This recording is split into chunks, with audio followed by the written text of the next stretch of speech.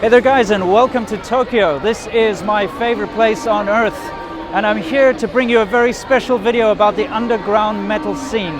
And it's something different because, yeah, if you watch videos about Japan, you're gonna find out about ramen, you're gonna find out about cosplay, anime, maybe robots, maybe something cool, something interesting, but you don't ever find videos about underground metal clubs. And this is going to be special because I've got a guy who's going to show me the ropes, and this guy, I've known him for years. He is what you would call a freelance videographer and photographer who's based here in Tokyo and in Japan. I've known him since before I went to China. Guy's an absolute master with a camera, and I can't wait to introduce you to him. So I'll catch you on the other side. Alright, so this is a regular corner in, you don't mind if I say do you? Anyway, this is a regular corner in Shibuya, and if you look anywhere in any corner like this in this part of Shibuya, you'll see some random shops, convenience stores, fashion, new buildings going up, and then you'll see these stairways. And more often than not, especially in this part of town, there are live houses. When we talk about the underground scene in Japan, very often it is a literal thing, because all the places where you can really get to the good shit is in basements like this. Now the reason why I've decided to ask my friend DarC to show us around, it's because it's his passion. And if you want to find out something, if you want to find the real deal in any kind of genre or any kind of scene, what you need to do is you need to find someone who has a passion for it. And since I've known the guy, he's been into Japanese music, Japanese metal, Japanese hardcore, Japanese underground, so we're in good hands tonight.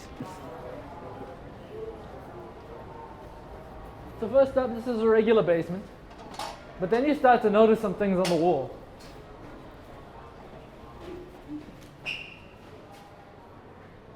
That looks like it was a damn good show. So DarC was telling me earlier about the proliferation of sticker graffiti here in Japan. Check out that sign, it says no outside drinks allowed. But yeah, it's kind of interesting how, you know, people tend to just stick these stickers everywhere rather than tagging things with spray paint.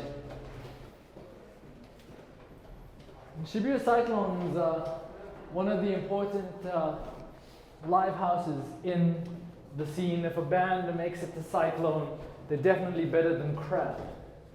All the really cool big bands in Japan have probably got a start or a show at Cyclone. So this is a pretty important place for a band to play. Oh, there we go! Hey, grind chaos. This is my shit, bro. Nice. Hey. Yeah, I shoot that. お願いします。1000円。はい。2000円。あ、もう一人。そうですね。はい。ウィンストンさん。あ、はい、ウィンストン。じゃあ1000円ずつお願いします。So give me something for 1000 yen later. Okay, oh, okay. 一緒でいい。Yeah, just tell me later. That's cool.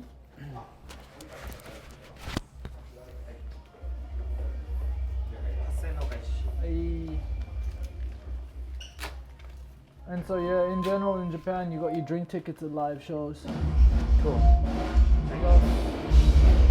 Ah, hi, arigato. And you trade this for alcohol. Oh really? Drunk ticket.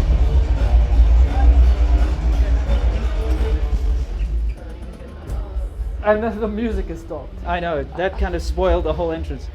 This is where it is.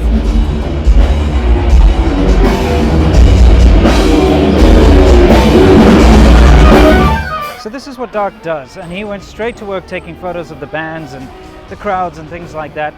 And you know, a couple of things struck me straight away as being fairly odd. First, the kind of people in the audience were very mixed. I mean, of course you had your typical metalhead looking guys, or, you know, gothy sort of hardcore types. But then you had people that looked just absolutely straightforward, normal, you know, straight off the street. And even strangely enough, there were a couple of grandmas in the audience, which, you know, I can only guess were maybe mothers of the band members, because either that or they just kind of really cool grandmas, I don't really know. But the second thing that really kind of shocked me was the fact that people weren't dancing. So I pulled DarC outside and I asked him, you know, to try and explain this to me. You think, Japan loves metal. Japan is so huge into metal. Why the are Japanese fans not moving around? The simple answer to that is, I don't know why. And it's something that I've been trying to figure out for the last 10 years in this country. Unless a Japanese band is super huge, and I mean like stadium filling levels are huge, people just don't do it. It's like no one wants to. Now it's really interesting because we're standing in front of this poster at events like this, at Grind Chaos, and the lineup here is, a lot of these bands are actually quite a bit bigger than this. And you find at Grind Chaos people do move. There's a mosh pit. People bump into each other and really go at it. But Grind Chaos is really the special case for all things underground. But what we're seeing in here is something I see at all live shows. And I honestly don't know why. Now the bonus of having a friend who really knows the scene here is that he knows some of the bands, and he actually organized for me to interview a couple of them, get them to speak on camera. So that was what happened next. ドラッグダウンボーカルの愛国です。ドラッグダウンギターのケンジです。ドラッグダウンはメタルコアとかハードコアとかを混ぜて、ちょっと新しい感じのね女性ボーカルでちょっとやっていきたいなと思ってるんですけど、今東京のねメタルシーンは、ちょっと似たようなバンドがあまりいないかなって思うところを狙って今曲作ってるところなんです。この曲に、ボーカルを歌謡曲みたいなメロディーと、あとそれからスクリームを混ぜて歌ってます。ちょっといろいろな新しい音楽に挑戦しながらどんどん曲を配信してデジタルリリースをちょっといっぱいやってるんで、Twitter、YouTube、Facebook でウェブサイト全部ぜひチェックして聴いてください。曲を気に入ってくれたら私たちの感情的なライブぜひ見に来てください。よろしくお願いします。Probably one of the biggest surprises of the evening, though, was that the bassist of one of the bands playing there was actually a subscriber of mine, and he came running off the stage to come and have a talk with me. I've actually bumped into a subscriber down here. How's it going, man? Well, very good, because SerpentZA is coming tonight, so I'm very excited. Yeah, man, me too. This looks awesome. Can you do me a favor? Can you tell everyone out there to stay awesome? Yeah, sure. Stay awesome. Another big surprise is that there was actually quite a famous band playing, but they were doing a test show, so they didn't want their faces shown on camera just yet. But there is a link to all their details down below if you're curious. So guys, the night has come to an end. Thanks a lot, DarC. I mean, number one, it's been awesome to see you again. It's been a while, hasn't it? Absolutely. You guys out there don't know, we have a lot of history. We started a magazine together. That's coming up in an upcoming video. But I just wanted to say thank you for introducing everybody to the live house scene in Japan. I think it's something different. It's a very small taste of the various options you have, but I think it was a pretty good call tonight. The bands are great. Oh yeah. It's nice to see some old friends. It's nice to see a really old friend. Yeah. It's not that he's really old, but I mean No. he is. Look at this. Yeah, I'm getting there. 38 this year, man. It's alright, I'll catch up to you when you're dead. Yeah, pretty good. Yeah, you got some No, don't catching up die. to do. Yeah, I won't, don't worry. It's impossible, I'll live forever.